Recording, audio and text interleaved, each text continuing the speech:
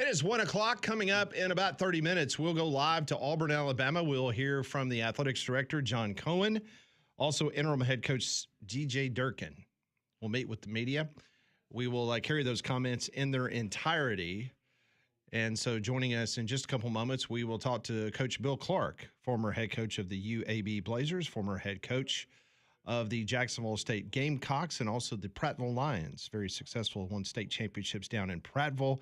As Bill Clark, you can also hear his show on Thursday nights right here on Jocks 94.5. And Coach Bill Clark joins us now. And as always, it's brought to us each and every week here on this program. Coach Bill Clark on Three Man Front is brought to you by Donahue Chevrolet. Learn more at DonahueChevrolet.com. And now, Coach Bill Clark. Well, Coach, we talked about it on your show on Thursday night here on Jocks. So Thursday nights at 6 o'clock about the future of Hugh Freeze. It looked bleak, and it officially came to an end Saturday night. Yeah, I mean, obviously, when you don't score, that and you're calling the plays. I mean, I think he knew it when it was over. So, I wondered, and we talked about would they wait till the end of the season because of not letting the defense coordinator and some of the things that could cause. But, I think in this cycle, they probably felt like they had to go ahead and get out there and to get the coach they wanted. Right. This is tough for you, I know, but as you looked at the evolution of that offense and from Hugh's past and schematically, philosophically, what he likes to do, why did it just never really seem to work at Auburn? We talked about this on my show, and I always say that, I hate it for any coach. I hate it for the staff who knows, what's going to happen. But obviously that's what they were getting paid for, and you're paid to win games, and especially, the way they're paid. But, I think, I questioned that the whole time. Were the people that he was talking to in his ear all of the same philosophy? But, there was no doubt he was calling the plays. I don't know what was being said on the headphones, the whole first down, second down, third down, but whatever was going on, it just never worked. I felt like they should have been a run play action team early on. I think they tried to morph into that, but obviously they're at the very end where they're swapping quarterbacks and, they just couldn't find a rhythm. Kentucky does a good job defensively. I know Coach Stoops very well. But it was just really a microcosm of the whole season. I want to go back to the quarterbacks, Coach. As you're watching that game the other night, did you sense that it was more of an offensive line problem, the quarterbacks holding the ball too long, not looking down the field? Where did you see the problem trying to get anything going against Kentucky on Saturday night? Yeah, and I've used that rhythm or same page, all those quotes but that's what they look like. It was just, who are we? Early in the year, they were going to really get the ball to those receivers. And then, for all the different reasons, holding the ball and some of those other things, then they changed. Then they became a running team. And now you've got two quarterbacks swapping in and out. And I really felt that with Arkansas.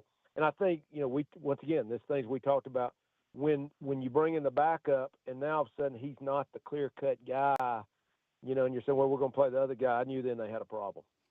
Coach, you know what the daily demands are for a college head football coach and trying to compete for championships, or if you're there at the top to stay there. The attention to detail, especially nowadays, and especially in the SEC. For our listeners, is there any other way to do it? Because you're getting reports that, and I know people talked about his golf game, but maybe Hugh Freeze didn't have, whether it was the energy, the drive to do what it took to be that type of coach, to have the level of success that you had in your college coaching days. What does that look like? Yeah, it's just, that's got to be everything to you. I've always said that.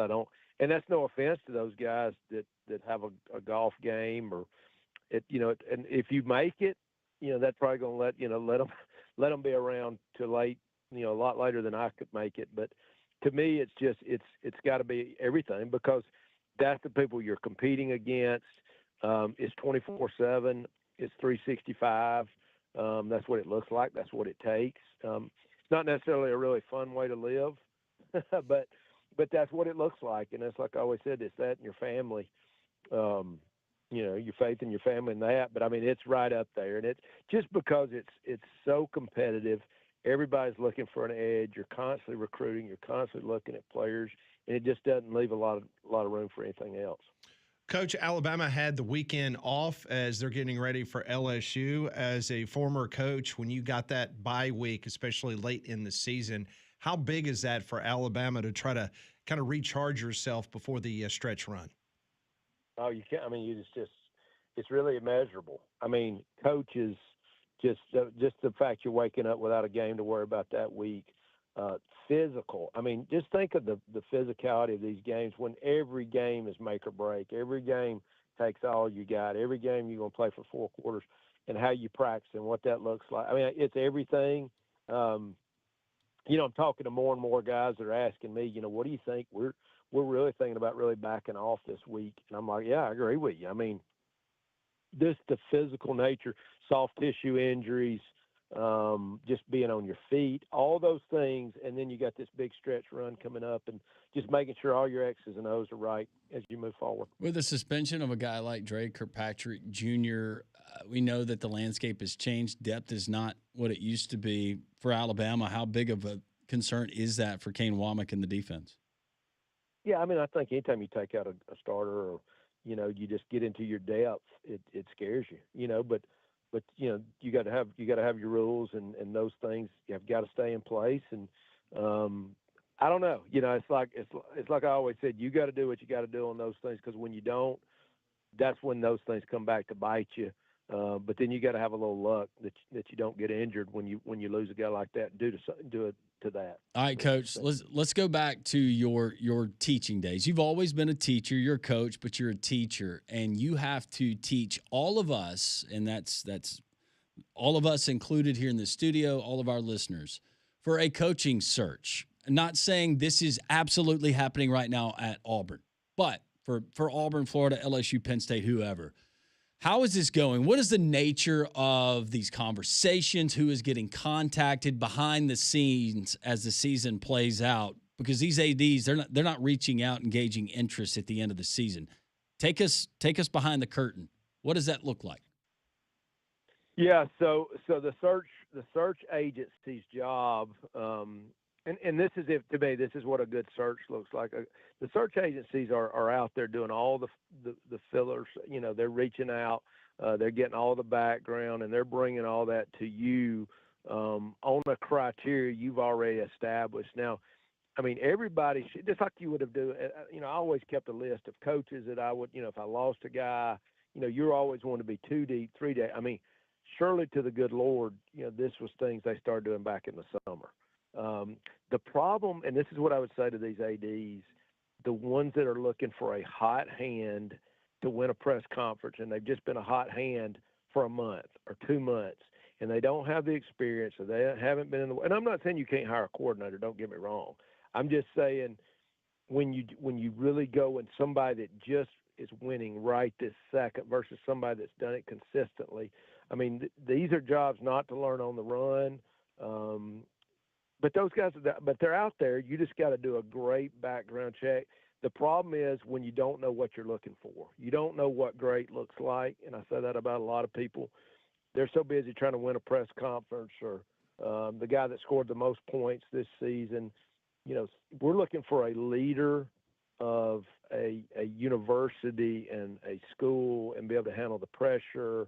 They got to have character. So, I mean, I think if you're looking for the right person, you'll find them, versus something flashy or something, that's just right in your face right now, if that makes sense. Oh, that's great. Great way of laying it out for us. Coach Bill Clark, he joins us not only here every single Monday, but on Thursdays for the Coach Bill Clark Show on Jocks that you can hear at 6 o'clock. And, Coach, it's our good friends at Donahue Chevrolet, whether it's Donahue Chevrolet there in Fort Payne or Donahue Auto. Donahue is a name that you can trust, and it's certainly a name that you've relied on for you and your family and so many other vehicles, whether it be private or corporate vehicles. Donahue's going to take care of you.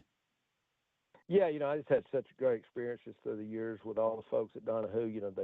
I had my car with them at UAB, our staff cars. I have my cars now. My daughter, Donahue, my son had a Donahue truck. So great people. They're going, they're going to give you as good a deal as anywhere. Obviously, we talk about all the stuff that's going on with being an American company with Chevy. So the guys at Donahue, you can depend on them. They got truck month going on right now. The 2026 Chevy Silverado 1500s, 2.9% APR for 72 months. Not too bad. Also a deal they have on the Equinoxes and so many others. DonahueChevrolet.com for more information. Coach, we always appreciate the time. We will see you this week for the Coach Bill Clark Show. And if you get a phone call, just text us and let us know when the interview is or the conversation is going to happen. Yes, that's right. All right, Coach. We appreciate it. All right. See you. Bill Clark, Donahue Chevrolet, joining us on the Higginbotham Hotline. You deserve solutions that are built for you. Higginbotham is your one-source solution for insurance, financial, and HR services. History will be made 19 minutes from right now as DJ Durkin, his first press conference is Auburn's interim head football coach. Along with AD John Cohen, you don't want to miss that. More of your phone calls and your texts as we continue here on this Monday.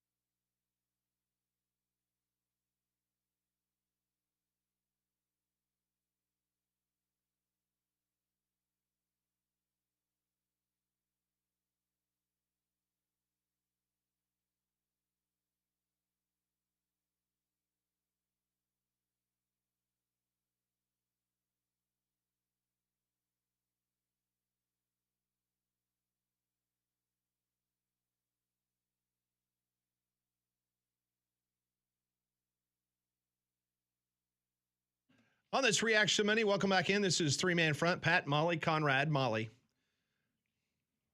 Be with you until 2 o'clock.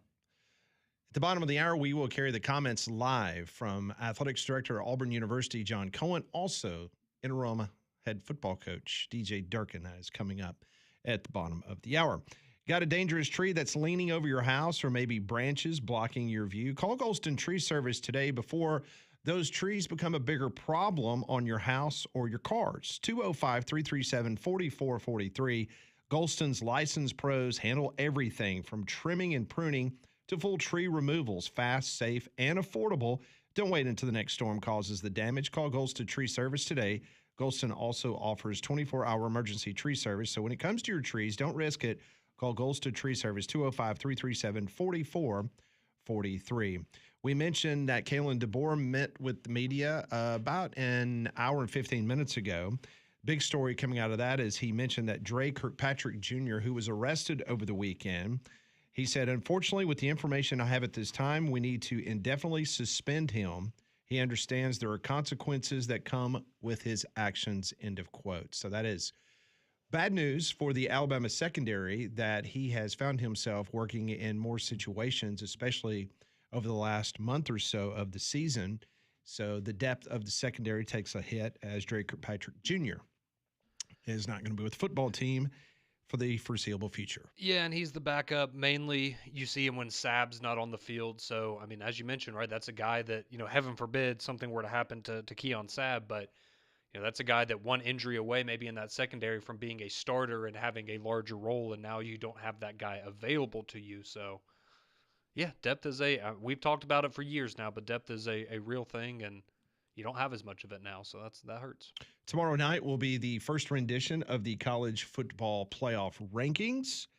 If the BCS was still the metric that we use to decide who's going to play for a national championship, as of this morning, Ohio State would have been 1, Indiana 2, Texas A&M 3, Bama 4, Georgia 5, Ole Miss 6, Oregon, BYU, Texas Tech, and Notre Dame. That rounded out the top 10. So tomorrow night, Landrum, we'll get an early indication maybe of how this committee is going to take some of these new metrics in revolves to strength of schedule and how they will apply it moving forward. Yeah, next week will be fascinating. It'll be even more fascinating, though, week to week to see how the message and maybe some of the transparency changes.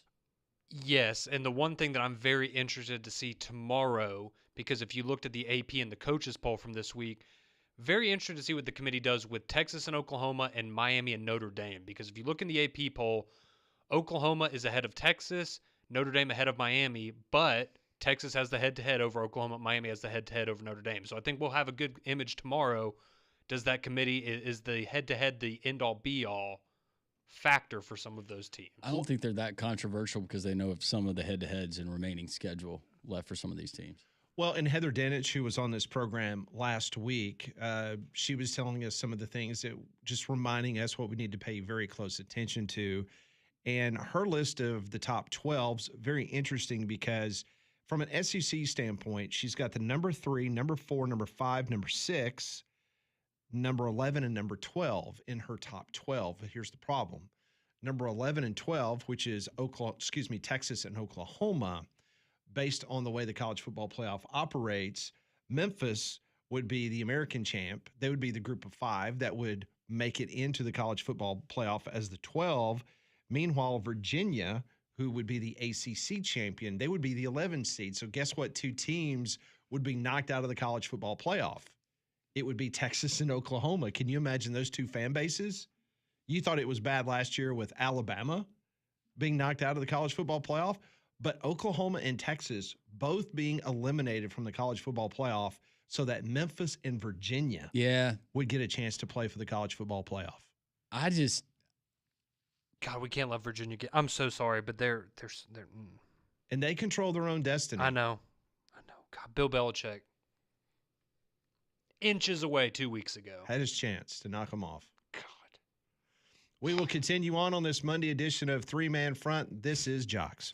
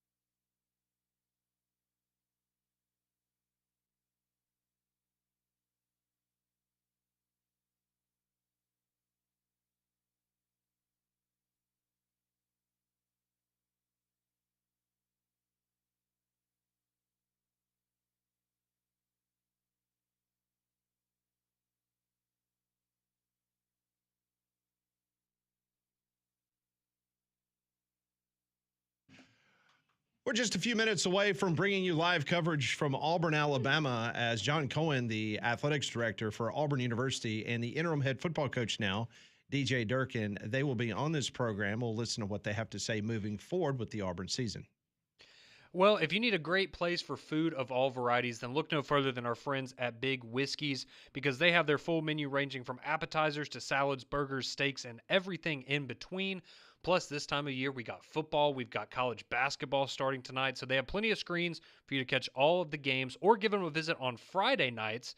The kitchen stays open late. Happy hour in the afternoons and late night. Their outdoor patio and green space with games is also a great place for your family this football season. Go visit Big Whiskey's in Stadium Trace Village off of Highway 459 near the Hoover Met. We've talked so much about Auburn, and of course, carrying Kalen DeBoer did not have a lot of time to talk about some other things that happened around the Southeastern Conference, including Georgia beating Florida 24-20. That was a heck of a game. Gunnar Stockton, 223 yards, 2 touchdowns, and interception.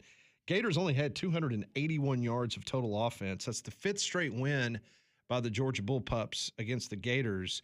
Georgia now 7-1, 5-1 in the SEC. They got a really tough game, Landrum. They go to Starkville coming up. Oof. As Mississippi State. They've been so close, couple games, including at Florida, Texas in overtime, and then, of course, now a big win at Arkansas. This is the week where if you're Kirby, you kind of manufacture something. Yes. And scare them to death. You have to. Scare your team to death. Well, this morning during Kirby Smart's press conference, he actually mentioned that Mississippi State's just tough to kill. Like watching them on film, Yeah. I mean, they just will not go away. So better be ready for that one. Speaking of Texas, they gave up 21 points in the fourth quarter to Vanderbilt. That was almost a game. The onside kick failed for the Commodores. Arch Manning, he looked good, 328 yards passing, 3 touchdowns. But 21 unanswered points in the fourth quarter made that game a lot more close than probably what it should have been. But Diego Pavia, 365 yards, 3 touchdowns, no interceptions. He had a 71% completion rate. Rushing, he had 43 yards and a touchdown. He did have the 1 fumble, but overall, man, he brought his A game to Austin, Texas. Texas now 7-2, 4-1 in conference play. They got Georgia in 2 weeks. That's going to be a night game between the Hedges. Vandy, of course, they're at home this week against the Auburn Tigers. What is that line? I'm scrolling down to try to find it. Oh, here it is. Vandy's 7. 7? I know Bama and LSU's 11. Over under 46. 46. In Auburn Vandy. Okay. We told you last week that this was going to be an elimination game between Oklahoma and Tennessee. Tennessee loses. They've now lost 3 games on the season, so you can go ahead and eliminate them from participating in the college football playoff. Oklahoma wins it by 6. John Mateer, 159 yards passing, but he had 80 yards rushing, which was big, including the deciding touchdown less than 2 minutes to play in the game. The Sooners now 7-2, 3-2 in the SEC. They capitalized on 3 turnovers by the Volunteers. Volunteers are now 6-3, 3-3. Joey Aguilar had 3 turnovers, but he did throw for 393. Ole Miss over South Carolina, 30-14. Keywan Lacey, man, rushed for 167 yards, 1 touchdown. Lenore Sellers was sacked 6 times by the Rebels. He threw 2 interceptions. And then, of course, yesterday morning, the big news was that Shane Beamer fired former Alabama head coach, offensive coordinator Mike Shula. How bad do you think it has to get? It's pretty bad now, based on what you were expecting, how much money you're paying Lenore Sellers. But is this a Dan Mullen type thing? His last year at Florida, where was it Grantham that he let go first? Yeah. Well, and Beamer's already fired his offensive line coach and now his offensive coordinator. I think he's obviously got another year, but he will be squarely on the hot seat come next year. When we come back on 3-Man Front, we'll go down to Auburn. We'll hear from DJ Durkin, the new interim head coach at Auburn.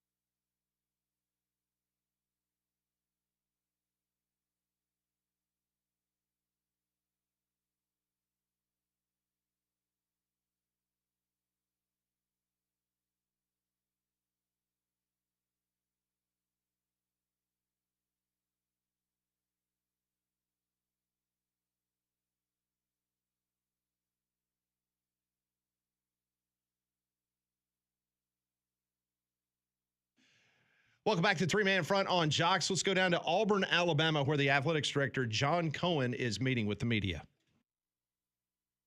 Over your questions and find out what you all want to know. So we'll start right here front. Please state your affiliation. Yeah, Jason Caldwell, AuburnUndercover.com. John, when you go into this process now, what are you looking for? What's important when you start to do a coaching search this time around? Yeah, you know, all the characteristics. Somebody with an edge, somebody who's highly competitive. You know, in my career, I found that one of two things has to happen. The head coach of almost any sport either has to have a tremendous edge to them, or they have to be surrounded by assistants who have an edge to them. There's many different ways to define that, but you can call it blue collar, you can call it hard nosed, you can call it aggressive, you can call it all those things, but that's usually priority number one is to find that part. Then intelligent, strategic, forward thinking, I mean, all those things matter. And at this level of college football, you're obviously going to have somebody who has a track record in all these areas, and you're going to look into that track record with the utmost seriousness. And you're looking for somebody who can lead a building, lead a staff, lead 18 to 22, 23, 24-year-olds into battle to compete in the best league in the country. John, can you kind of talk about the timeline of y'all's decision to part ways with Coach Freeze? And when you look back at it, you know, with the way Saturday turned out, there was a lot of fans that left early in the fourth quarter. Do you maybe regret not doing it sooner when things get to that point, when it feels so untenable?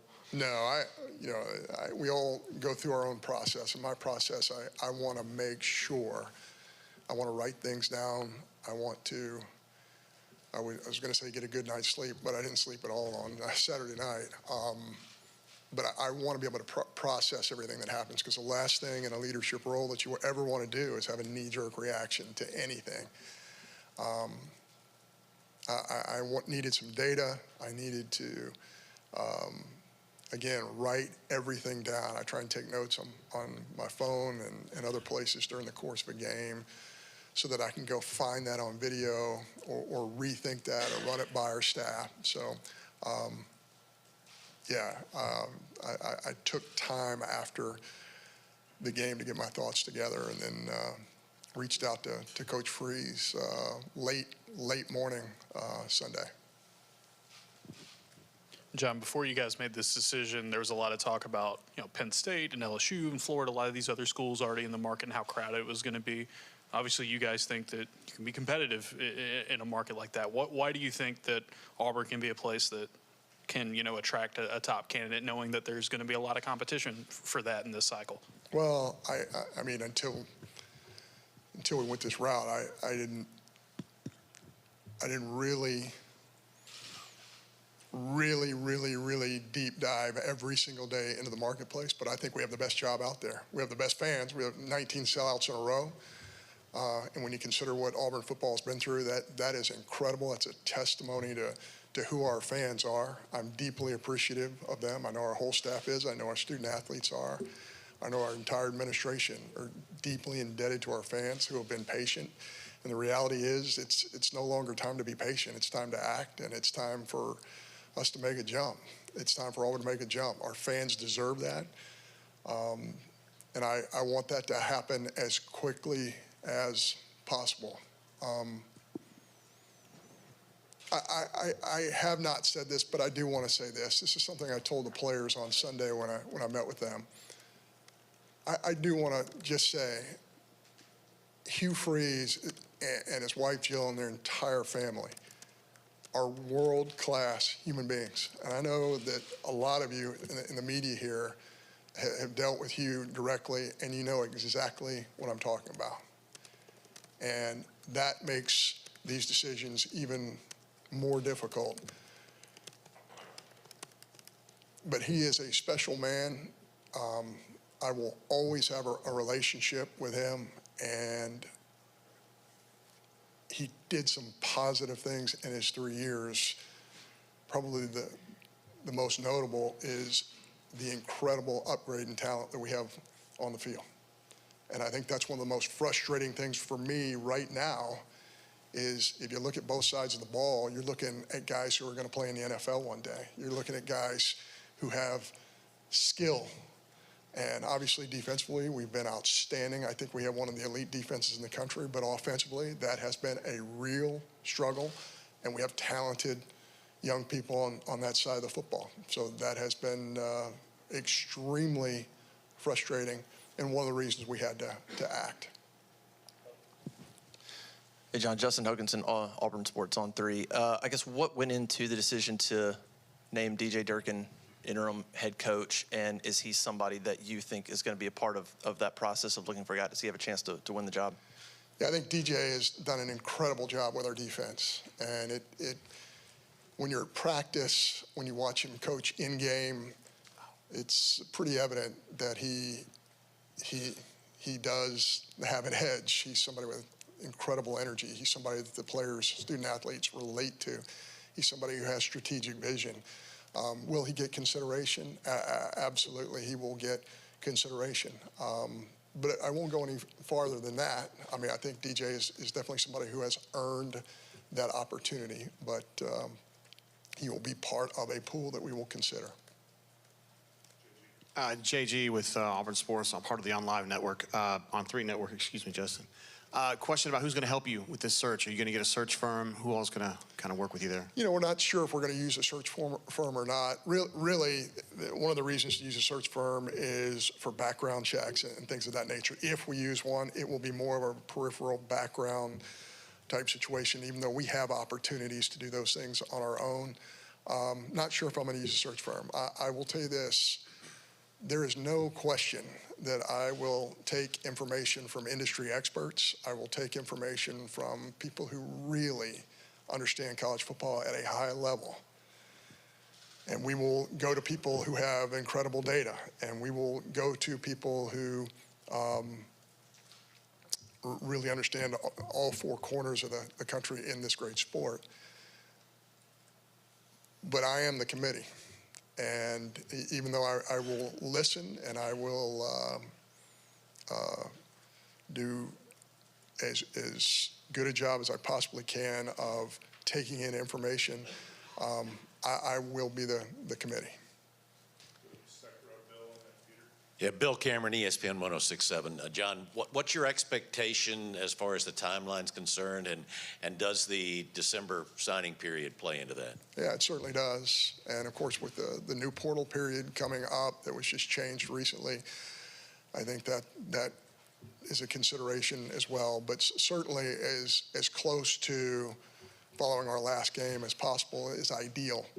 But are candidates that you're talking to still playing at that time? What are they playing for? Are they in the CFP? Are they in a bowl? I would assume that every single candidate that we're going to speak to outside of this building is going to be in that situation. So we're going to work as quickly as we possibly can to try and get it done as quickly after the Iron Bowl as possible. Peter Ryder, Casale.com. What was the response and reaction from the players when you met with them yesterday? And I guess also, what was their response and reaction to, playing for Coach DJ Durkin? You know, I think that's something that they would have to answer. I'm just in a room addressing the team. I honestly could not tell you. And when we called that meeting, I'm sure that so a lot of those guys didn't get to sleep until way into the morning. So, we might have awakened them to set up a meeting. So they might have been still tired from the night before. But I think that's something that they would have to answer. Dan Peck, ESPN 106.7 in Auburn. You mentioned just now the talent that Hugh Freeze accumulated on the roster. Quarterback has been something of a mixed bag the last couple of years. How important is it for the next coach to have a track record of developing and evaluating quarterbacks? Yeah, I think that's crucial. There's no question that the most important position maybe on the field,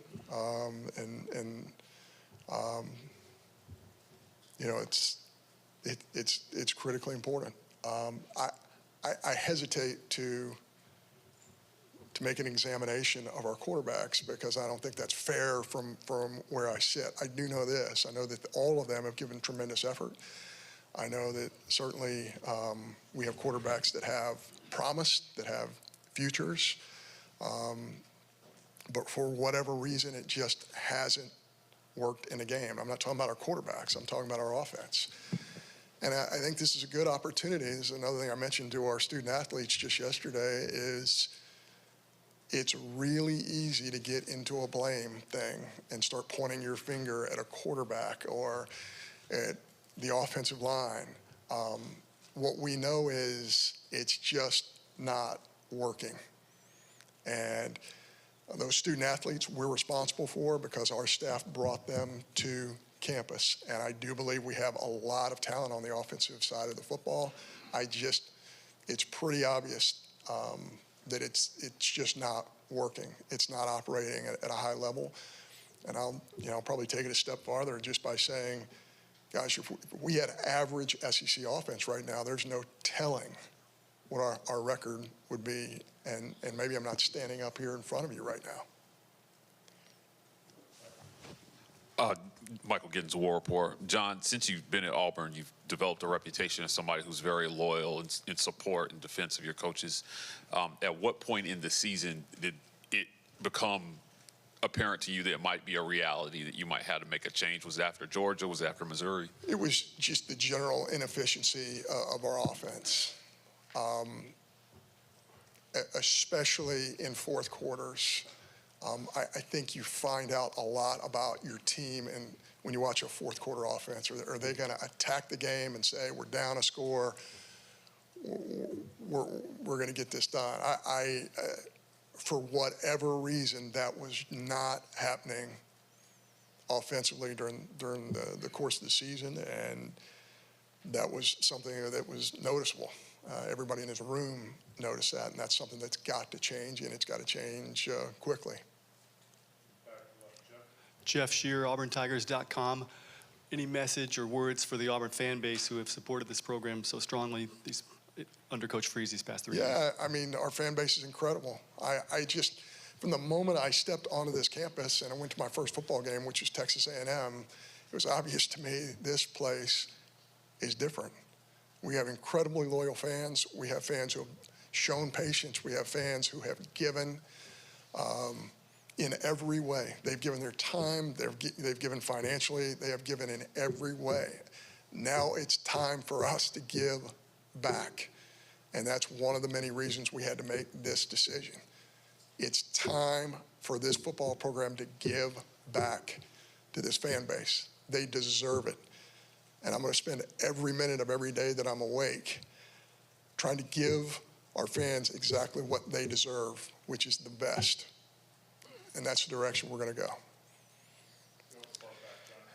Johnny Condon, ABC 3340 Sports in Birmingham. John, 4 coaches in 7 years. Obviously, you're not responsible for all of them, but for the boosters, the powers that be, are you going to be able to push back against some of those voices and not fall victim to groupthink when it comes to making a decision because it hasn't worked here for a handful of years now? Yeah, I'm really glad you asked that question because that's a little bit of a mystery to me. I've heard all these myths about things like donors at Auburn or board of trustee members or administrators or power brokers in the Auburn family. That has not been my experience in 3 years. Not one time have I had a donor or a board member or anybody else who helps guide this great university come to me and say, you need to hire this person, you need to terminate this person, you need to do this, you need to, I mean, certainly you get comments, hey, the hot dogs weren't very, I mean, you will get that type of commentary, but that has not been my experience. And I think that that's one of those things that might have been created by other schools in the state of Alabama. That myth is not reality. We're in a tough spot right now. We're going to get to the other side of it.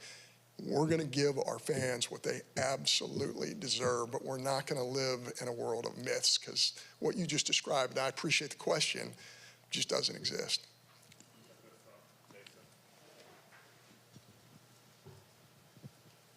Was the buyout from Coach Freeze? Do you guys plan on paying that entirely? Was there any sort of negotiation with that? We are in discussions with Coach Freeze's representation right now, and that's not done, and I anticipate it's probably not going to be done for a while. John, when you guys hired Freeze, you're pretty soon on the job. Obviously, it's a different situation here a few years later. But what did you learn from that first search here that you feel like you can apply now that you're having to find his replacement? Yeah, I think the group of coaches that are available now are considerably different than it was 3 years ago. But yeah, you're constantly, anytime you're talking to industry experts and listening to their opinion and kind of sifting through fact versus fiction, you continue to learn. So I feel like I'm always learning. I feel like every time I'm in our locker room, football game, I'm learning. But there is great knowledge out there. I certainly know that John Cohen doesn't have all the answers. And I know that I need information, and there are sources to go out and get that information, and we will pursue that.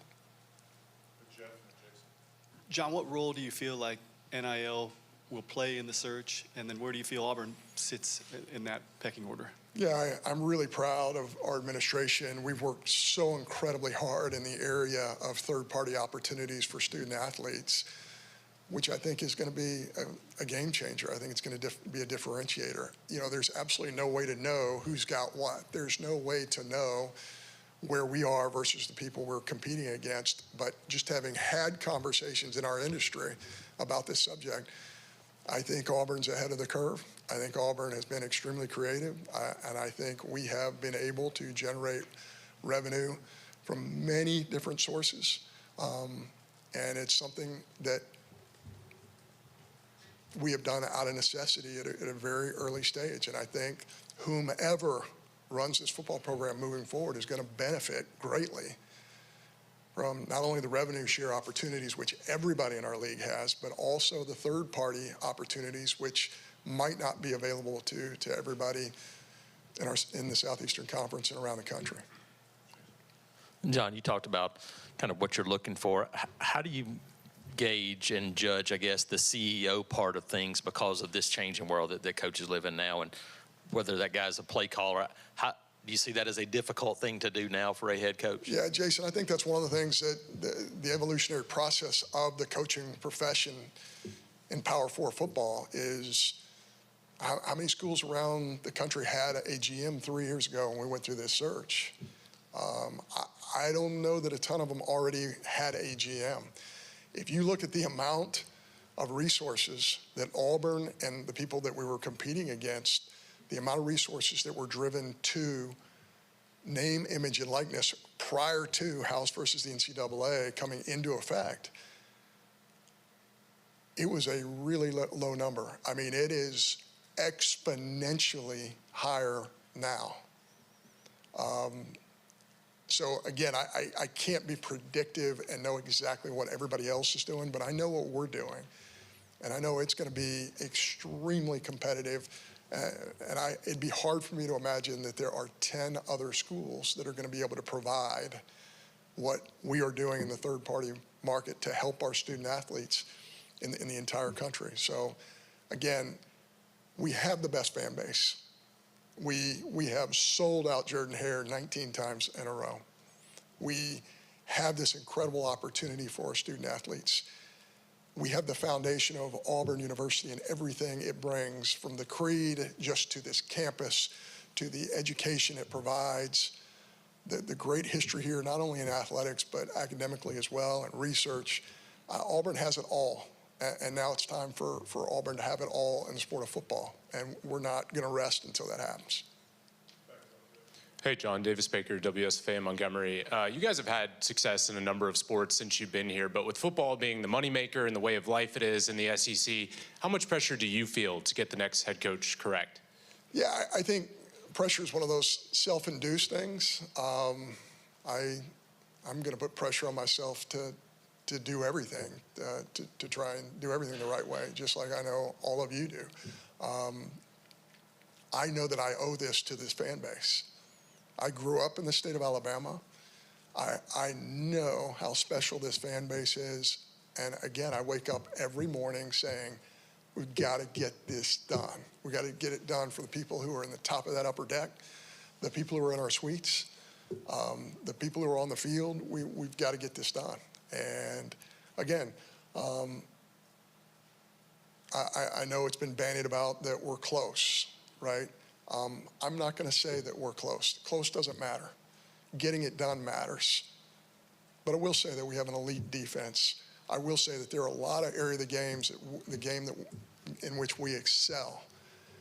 But the offensive side has really hurt the production of this football team, and we got to get that fixed. We have to. Now, is it fair to bring up DJ Durkin here and say, hey, fix our offense?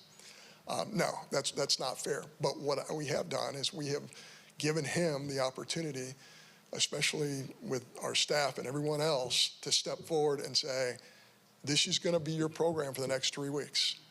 Do the things that you feel like need to be done internally for us to be more competitive on both sides of the football.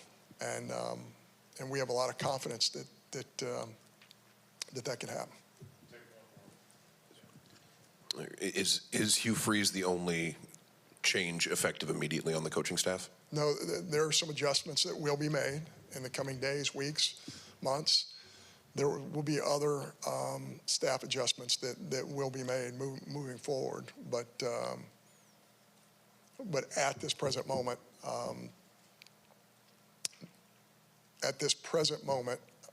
I believe there have been a couple of staff moves made, but there will be more coming. Yes, sir. Thank you. We'll have Coach Durkin here in a few minutes.